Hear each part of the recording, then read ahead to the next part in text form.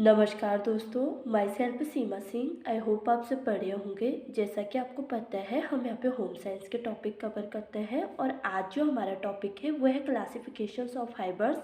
Ratio का वर्गीकरण कैसे होता है हम ये देखेंगे आज। रेशो का क्लासिफिकेशन देखने से पहले हम ये जान लेते हैं कि जो रेशा होता है, रेशा या तंतु, दोनों एक ही बात होती है। ठीक है, हम रेशा भी बोल सकते हैं और तंतु भी बोल सकते हैं। रेशा और तंतु जो होता है ये हमारे वस्त्र की मूल इकाई होती है। मूल इकाई होती है और यह रेशा, तंतु या फाइबर्स का जो क्लासिफिकेशन होता है वो कैसे किया जाता है हम उसको देख रहे हैं। ठीक है, फाइबर्स का क्लासिफिकेशन मुख्य दो आधार पर किया जाता है। रेशो का वर्गीकरण मुख्यतः दो आधार पर किया जाता है। पहला है जो वो है प्राकृतिक आधार पर, प्राकृतिक रेशो के आधार पर करते हैं, और जो सेकंड है वो है कृत्रिम। ठीक है, कृत्रिम रेशो। पहला जो है उसको हम नेचुरल फाइबर्स बोलते हैं और कृत्रिम रेशो को हम आर्टिफिशियल फाइबर्स बोलते हैं। दो आधार पर रेशो का वर्गीकरण किया जाता है। हम देखेंगे कि जो नेचुरल या प्राकृतिक है वो कौन से होते हैं और जो कृत्रिम आर्टिफिशियल फाइबर्स होते हैं वो कौन से होते हैं। हम अभी ये जान चुके हैं कि जो रेशो का वर्गीकरण होता है वो दो प्रकार से किया जाता है। पहला है प्राकृतिक, सेकेंड है कृत्रिम। और रेशा या तंतु, रेशा या जो तंतु होता है ये हमारे वस्त्र की मूल इकाई होती है। जब हमारे पास रेशा या तंतु नहीं होगा तो हम किसी भी वस्त्र का निर्माण नहीं कर सकते हैं। तो वस्त्र का निर्माण करने के लिए हमें रेशे की ज़रूरत होगी। ठीक है, रेशे या तंतु की ज़रूरत होगी। तो पहला क्लासिफिकेशन देखेंगे हम, प्राकृतिक रेशे कौन से होते हैं। तो जो प्राकृतिक या नेचुरल फाइबर्स होते हैं, प्राकृतिक को हम वानस्पतिक रेशे भी बोलते हैं। ठीक है, जो प्राकृतिक रेशे होते हैं उनको हम वानस्पतिक रेशे भी बोलते हैं। और जो प्राकृतिक रेशे होते हैं इनका क्लासिफिकेशन कैसे किया जाता है। जो फर्स्ट टाइप से है उसे हम वानस्पतिक रेशे बोलते हैं, जो हमें वनस्पति से मिलते हैं। ठीक है, वानस्पतिक। और जो सेकंड है वो है प्राणिज, जो हमको जीव जंतु से मिलते हैं। वो कौन कौन से फाइबर होते हैं। वनस्पति रेशे वो होंगे जो हमको वनस्पति, पेड़ पौधों से मिल रहे हैं, उनको हम वनस्पति रेशे बोलेंगे। और जो प्राणिज रेशे वो होंगे जो हमें जीव जंतु से मिल रहे हैं। और जो थर्ड आता है उसको हम बोलते हैं खनिज। ठीक है, कुछ रेशे ऐसे होते हैं जो हमें खनिज से भी प्राप्त होते हैं। प्राकृतिक की जो अंतर्गत जो रेशे आते हैं, प्राकृतिक के अंतर्गत कौन कौन से रेशे आते हैं। पहले तो बीज वाले रेशे आते हैं जो हमें बीज से प्राप्त हो रहे हैं। रेशे या तंतु जो हमें बीज से प्राप्त हो रहे हैं, सबसे पहले बीज वाले रेशे आएंगे। फिर तने वाले रेशे आते हैं, जो किसी भी पौधे के तने से जो रेशा हमको प्राप्त हो रहा होगा उसको हम तने वाला रेशा बोलेंगे। और उसके बाद जो आता है उसको बोलते हैं पत्ते वाले रेशे। ठीक है, जब कोई भी फाइबर, किसी भी पेड़ के लीफ से हमें कोई फाइबर प्राप्त हो रहा है तो उसे हम पत्ते वाले रेशे बोलेंगे। वनस्पति के अंतर्गत हम देख रहे हैं कि तीन आते हैं, बीज वाले, तने वाले और पत्ते वाले। बीज वाले के अंतर्गत कौन कौन से आते हैं। बीज वाले रेशे के अंतर्गत आता है कपास, कपास का रेशा और कापूक। ठीक है, कपास और कापूक बीज वाले के अंतर्गत आते हैं। और तने वाले में कौन कौन से रेशे आते हैं। इसमें आता है लिनन आता है। लिनन जो हमको प्राप्त होता है ये किससे होता है, पौधे के तने से प्राप्त होता है। तो इसमें लिनन आता है, जूट आता है। इन सब चीज़ों को हम अलग अलग सेपरेट वीडियो में पढ़ेंगे कि लिनन हमें कहाँ से प्राप्त होता है, जूट कहाँ से प्राप्त होता है, कपास या कपोक हमको कहाँ से प्राप्त होता है। लेकिन अभी हम ये समझ रहे हैं कि प्राकृतिक के अंतर्गत, वानस्पति रेशों के अंतर्गत कौन कौन से रेशे आते हैं और तने वाले रेशे के अंतर्गत कौन कौन से आते हैं। लिनन आता है, जूट आता है, हेम्प आता है, रेमी आता है, मनीला, सन और कोयार आता है। ठीक है, ये तने वाले रेशे के अंतर्गत आते हैं। और पत्ते वाले रेशे के अंतर्गत कौन आता है, किसी भी पेड़ के पत्ते से जो हमें प्राप्त होता है, जो फाइबर, जो रेशा हमें प्राप्त होता है वो कौन सा होता है, पीना। और सेकंड जो है उसको बोलते हैं सीसम। ठीक है, पीना और सीसम जो है वो वनस्पति के अंतर्गत पत्ते वाले रेशे होते हैं और ये हमको पत्ते से प्राप्त होते हैं। सेकंड जो है वो है प्राणिज्य। प्राणिज्य से हमें कौन कौन से रेशे प्राप्त होते हैं। प्राणिज सकस से हमें दो रेशे प्राप्त होते हैं। पहले से ऊन प्राप्त होता है, ऊन जैसे भेड़ के बाल से जो हमें प्राप्त होता है, ऊँट के बाल से होता है, कश्मीरी बकरी के बालों से जो ऊन हमको प्राप्त होता है प्राणिज के अंतर्गत आता है। हम पढ़ेंगे कि ऊन हमको किससे प्राप्त होता है। और सेकेंड जो है वह है रेशम। रेशम हमको रेशम के कीड़े से प्राप्त होता है, तो हम रेशम को भी पढ़ेंगे। और जो रेशम और ऊन है वो प्राणिज जगत के अंतर्गत आते हैं, ठीक है। और खनिज से हमें कौन कौन से रेशे प्राप्त होते हैं। खनिज से भी हमें 3 टाइप्स के रेशे प्राप्त होते हैं। पहले तो सोने से प्राप्त रेशा, और सेकंड है चांदी, और थर्ड है एस्बेस्टस। एस्बेस्टस, ठीक है। तो ये क्लासिफिकेशन हमने देखा प्राकृतिक रेशों के आधार पर, जिन्हें हम नेचुरल फाइबर्स भी कहते हैं।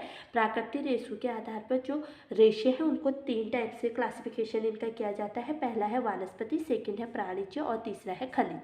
जो वानस्पतिक है, वानस्पति का क्लासिफिकेशन भी 3 टाइप से किया जाता है। पहले है बीज वाले रेशे, जो हमें किसी भी पौधे के बीज से प्राप्त होते हैं। सेकंड है तने वाले रेशे, किसी भी पौधे के तने से प्राप्त होते हैं। और थर्ड है पत्ते वाले रेशे, ये किसी भी पौधे के हमें पत्ते से प्राप्त होने वाले रेशे होते हैं।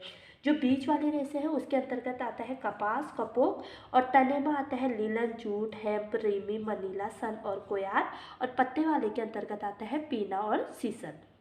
फिर हमने प्राणिज्य देखा था। प्राणिज्य के अंतर्गत हमें ऊन प्राप्त होता है और रेशम प्राप्त होता है। और फिर खनिज में हमने देखा था कि सोने से प्राप्त होता है, चांदी से प्राप्त होता है, एस्बेस्टस से प्राप्त होता है। ये तो हमने देख लिया कि प्राकृतिक आधार पर रेशों का क्लासिफिकेशन कैसे होता है। अब हम देखेंगे कि कृत्रिम और आर्टिफिशियल जो होता है, कृत्रिम रेशे या आर्टिफिशियल फाइबर जो होते हैं, उनकी प्राप्ति हमको कहाँ से होती है, ठीक है।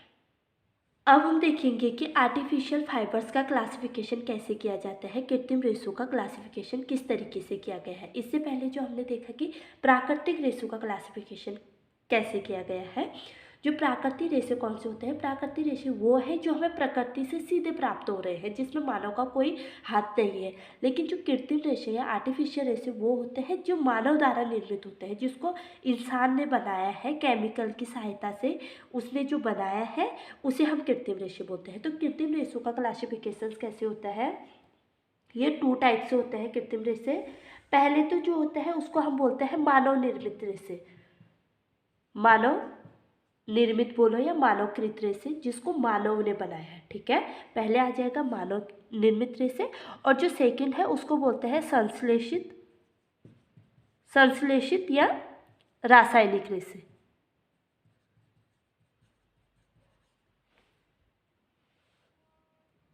आर्टिफिशियल फाइबर्स में पहले जो आता है वो है मैन मेड फाइबर्स, और सेकंड जो है उसको बोलते हैं केमिकल्स फाइबर्स या सिंथेटिक्स फाइबर्स, ठीक है, जिसमें हम संश्लेषित रेशे या रासायनिक रेशे बोलते हैं। पहला है मानवकृत रेशे। जो मानवकृत रेशे हैं वो तो मनुष्य ने बनाए हैं, ठीक है, केमिकल की सहायता से, जैसे हाइड्रोजन, ऑक्सीजन और कार्बन की सहायता से जो रेशे बनाए हैं उनको हम बोलेंगे केमिकल्स फाइबर्स बोलते हैं, ठीक है। जो मानव निर्मित रेशे है इसके अंतर्गत कौन कौन से आते हैं, इसके अंतर्गत आता है नाइट्रोसेलुलोज। हम पढ़ेंगे कि नाइट्रोसेलुलोज क्या होता है, ये सारी चीज़ें हम डिटेल में आगे पढ़ेंगे। सेकंड आता है विस्कोस सेलुलोज, और जो थर्ड आता है वह है कुप्रामोनियम, ठीक है।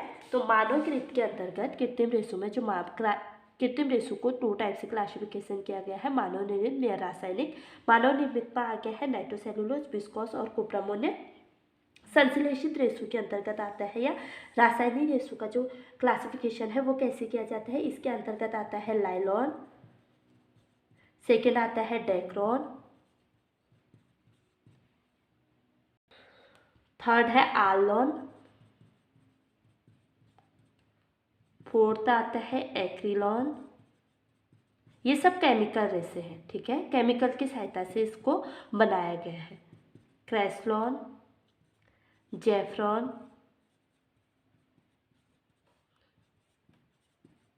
टेरिलीन, फाइबर ग्लास, जो ग्लास की सहायता जो रेशे बने होते हैं उनको फाइबर ग्लास बोलते हैं। कैसे बनेंगे ये हम आगे बात करेंगे। डायलेन, और थर्ड है वेलर, ठीक है। तो आज हमने देखा कि जो रेशो का क्लासिफिकेशन है वो 2 टाइप से होता है। पहले जो हमने देखा नेचुरल टाइप से हो रहा है और सेकंड जो हो रहा है वो केमिकल की आर्टिफिशियल तरीके से हो रहा है।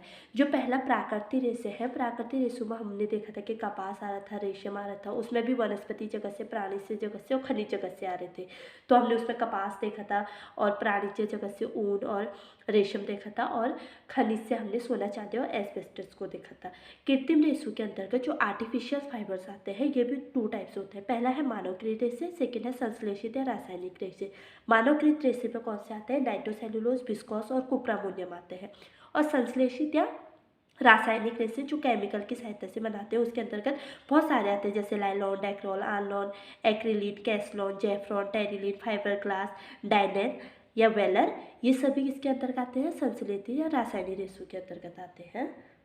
तो मेरी जो आगे आने वाली वीडियो होगी उसमें हम जो पर्टिकुलर एक फाइबर्स को पढ़ेंगे, जैसे हम कपास को पढ़ेंगे, उसके बाद कपोक को पढ़ेंगे। तो ऐसे हम अब एक सेपरेट करके वीडियो आएंगे, तो हम ऐसे करके आगे देखेंगे। इसके बाद हम कपास वाला वीडियो आएगा कि कपास क्या होता है, कैसे इससे कपड़े बनते हैं, कैसे इसकी मैन्युफैक्चरिंग्स होती है। ये सारी चीज़ें हम आने वाली वीडियोस में देखेंगे। आज हमने देखा है रेशो का जो क्लासिफिकेशन होता है वो कैसे होता है। सिंपल सा हमने आज क्लासिफिकेशंस देखा है। तो आई होप आपको ये क्लासिफिकेशन समझ में आया होगा। अगर आपको समझ में आता है तो प्लीज़ लाइक, शेयर, कमेंट और सब्सक्राइब करना ना भूलें। मिलते हैं अपने अगले वीडियो में, तब तक के लिए बाय।